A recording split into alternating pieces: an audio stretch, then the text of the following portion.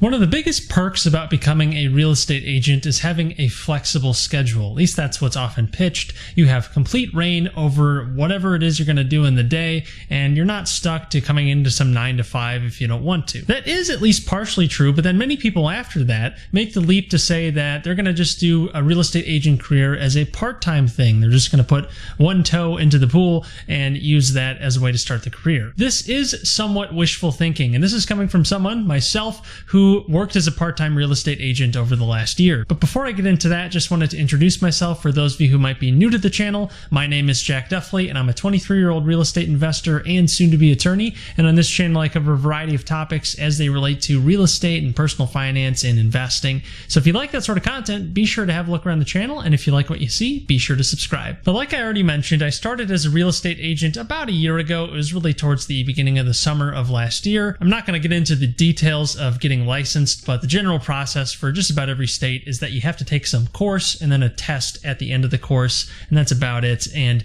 it's not really going to make you into a good agent. It's more of a rite of passage, but that's the general process. So I did that a bit over 2 years ago, actually, and I didn't actually put my license anywhere for a little bit after that, since I wasn't sure what I was going to be doing in the future. I was in law school at the time, so I knew I was trying to go for the law process and become an attorney, but I just wanted to have a sort of fallback option in case things didn't work out. Plus, I thought it could help me as a real estate investor, since I could represent myself on deals and save on commission there and be able to negotiate a little bit more flexibly than if I was using my own agent. But I'll get back to that perk in a second. But anyways, about a year after I'd actually gotten my license, I finally decided to put it somewhere since I officially had no job. I had just finished an internship at a law firm and was going back to school, but my school was at night. I've been an evening student, so most of my classes were at night, and I took a couple during the day once I ramped up my schedule, which meant that I couldn't really work full-time as an agent. But since being an agent is flexible, or so I thought, I decided I would focus on that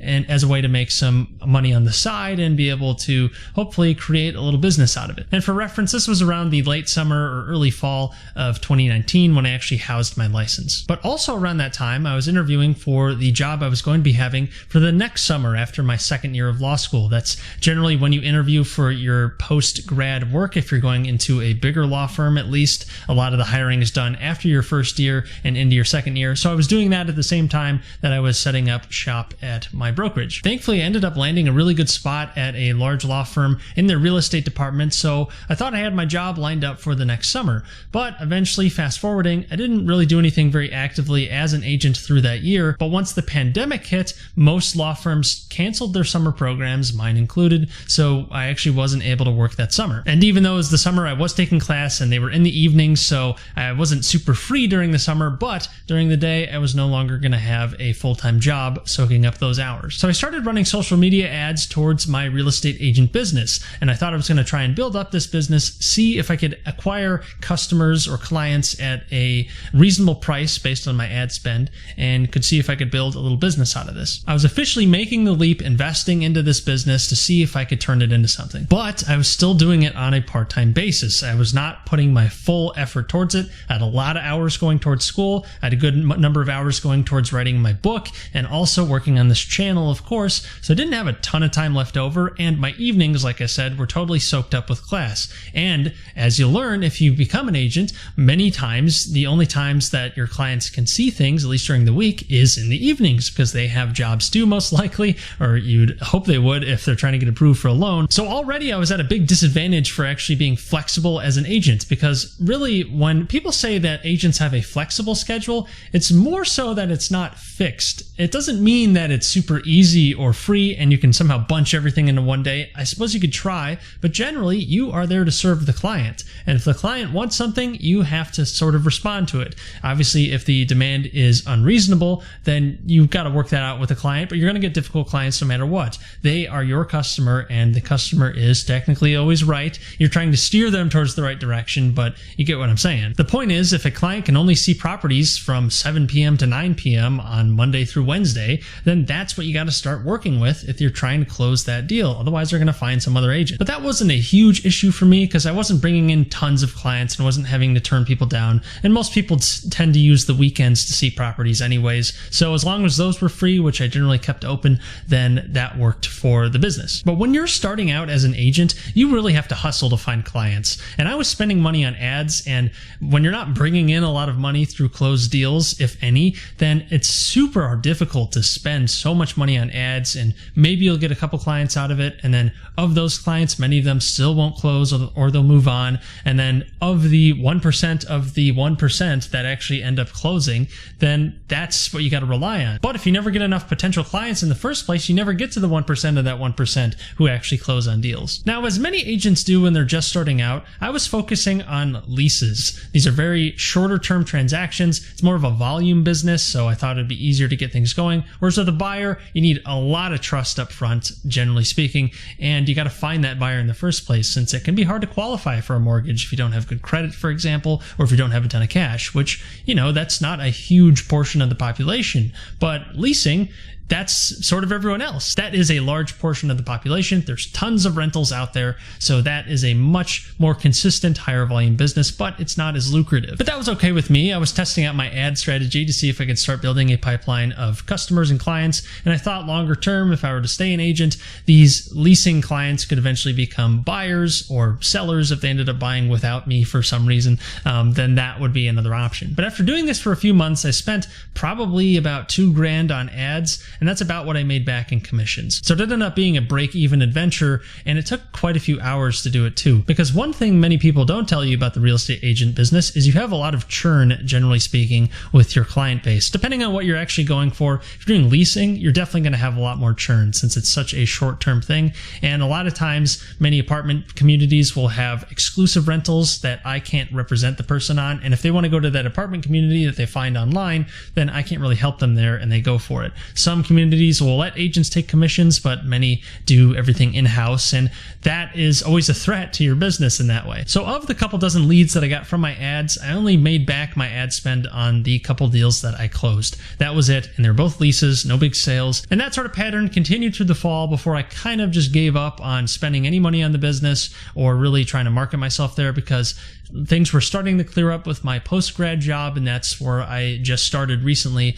so that's all set there. And I'm not going to be representing people as an agent from now on, partly because of conflicts. I can't do that in my role as an eventual attorney.